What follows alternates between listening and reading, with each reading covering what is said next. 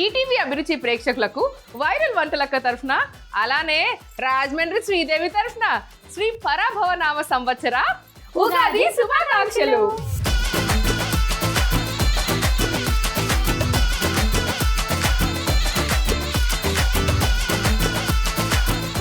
వాసనతోటే నన్ను పిచ్చెక్కిస్తుంది ఈ వంట.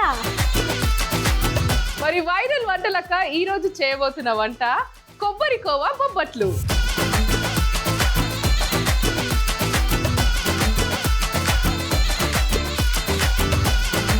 మరి ఉగాది సందర్భంగా వైరల్ వంటలక్క చేయబోతున్న నెక్స్ట్ వంట మామిడికాయ పులిహోర.